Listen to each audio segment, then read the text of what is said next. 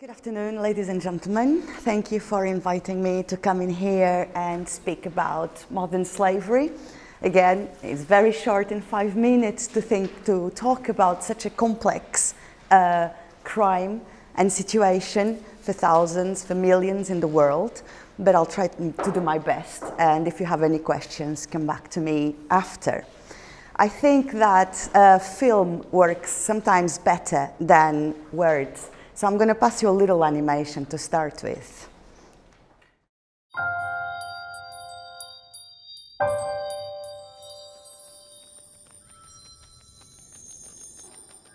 What do you see? There are thousands of slaves in the UK today. Modern slavery preys on the most vulnerable. And it starts with 3 little words. Want a job? Your heart flutters. It sounds too good to be true. But you want to earn money, escape abuse, educate your family. So you say yes. And then things change. You feel confused. There's less pay, more work, more control, until there's no pay, and you feel trapped. What do you see? The child asking you for money? Cleaning your car? The guy paving your drive? Or picking your strawberries? The woman working as a maid? Or in the massage parlor? It could be someone brought here. Or the bloke next door. You won't see any chains. Because modern slavery doesn't work like that. It takes men, women, and children, and makes them invisible. What do you see? Because if you can see them, there's a way out. Together, we can fight modern slavery. Go to www.unchosen.org.uk. So what is modern slavery? Modern slavery encompasses forced labor, it talks for itself, sexual exploitation, forced criminality, that means when people are forced to beg, to steal, benefit, fraud for someone else's gain, domestic servitude, mostly nannies, who are closed inside houses and are forced to work as slaves. Often there is an element of sexual abuse as well. Organ removal, which is becoming more and more visible in the UK. Human trafficking, when someone is deceived and taken from one place to another, it doesn't necessarily mean from one country to another, and then is exploited for someone else's gain, always. And child slavery, which includes all these forms. Someone in slavery is someone who is treated as a commodity. They can be bought, they can be sold.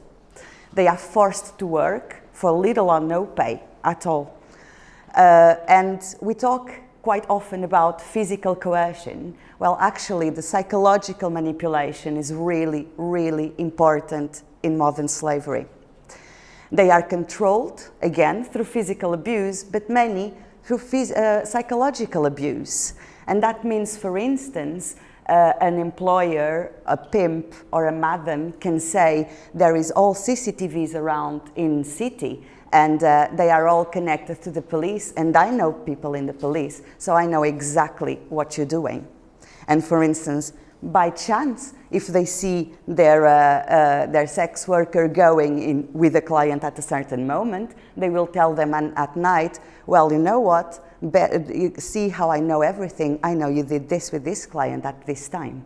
So this is little forms of manipulation that are invisible. There's often restrictions on their freedom, although they are not chained in a bedroom. They can go and come, but they don't have their documents quite often. They are taken away. And because of substance misuse, for instance, or drugs misuse, they always come back. It's often the only thing they know in this country. Modern slavery globally, we are talking about 40 million victims around the world, including 10 million children. Now, 10 million children is the population of Portugal, where I come from. 10 million people is almost the population of London. 71% are female, and the majority of victims are slaves into forced labor. However, in the UK, we are now talking about only identified victims. There's around 5,000 victims identified. It's more or less half-half women and men. We start seeing transgender people being abused, especially in sexual work. Almost half of the victims are minors, 41%. We are talking about over 2,000 victims who have been identified who are children. The top country of origin of victims is the UK. And that is a shocking news, isn't it? How does that happen? This happens because homeless people, for instance, are on the rise, and they are extremely vulnerable to grooming because they are traumatized, because they use substances, because they are in lack of love. It's so easy to groom them. It's so easy to tell them, come with me for a day, and I give you cash in hand at the end of the day. Who wouldn't say no to this? Back, smaller, more and more local, in London. In London, we estimate around 1,600 victims around. 80% are females, and most is for sexual exploitation. It is important to know that 90% of the victims have mental health issues, severe mental health issues. And why? Because they are paranoid. They have really strong psychosis. This is how they are psychologically manipulated. Now, there is different ways to understand modern slavery within homelessness. For instance, when a person runs away from their trafficker or from their exploiter, they are automatically, almost most of the time, homeless. They are destitute, they don't have their documents, and they sleep rough until they come to us, charities, homeless charities.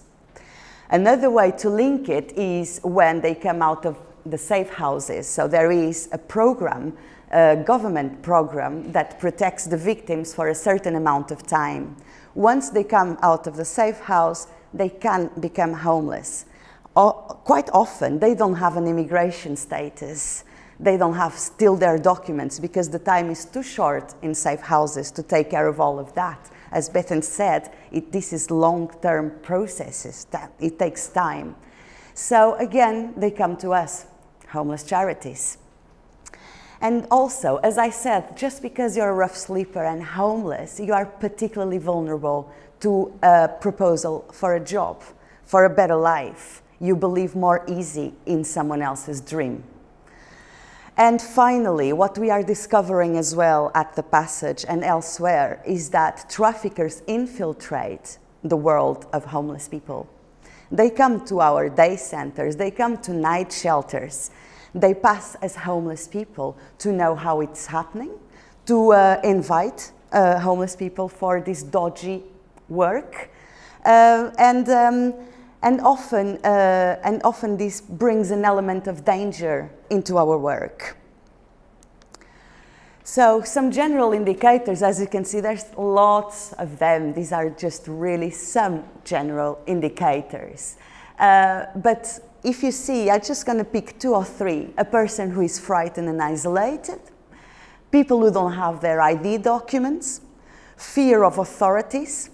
All these indicators and most physical and visible indicators can be applied to all rough sleepers. You're going to start looking at rough sleepers and thinking, oh my God, they are all potential victims of trafficking. So it's really important to talk to them and to build trust. And only then you will understand how strong it is, the psychological manipulation. And only then you can think, maybe, perhaps, I have in front of me a victim of modern slavery. Now, this is very delicate to do, and caseworkers and mental health workers who are experienced, they can do this kind of job. Volunteers should not do this kind of job. You may put yourself at risk, and you may put staff at risk, and you may put actually the person in front of you, your client, at risk. So if you have any suspicion, that's what I say all the time, talk immediately to your manager.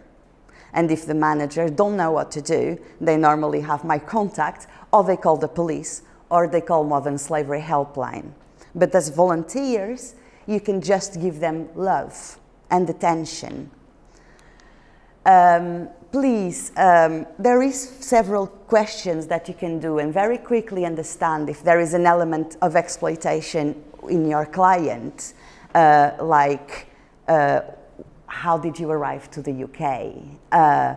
Or easily, have you been exploited? We are now including this question in Chain, and Chain is the database for London that has all the information on verified rough sleepers and homeless people. There is now one section about human trafficking and exploitation. So normally when the person gets into your services and you have the initial assessment, and you will see directly in Chain, in this database, if they have been exploited or not. But all I can do really is that modern slavery and human trafficking is really here, it is present, it is increasing. We are constantly crossing them, we just don't see them. We have to be trained to see them, and then experts will know how to deal with them, including migration legal advisors, which are essential for us. Thank you very much. Have any questions after that? I'll be very happy to give you the answers if I can.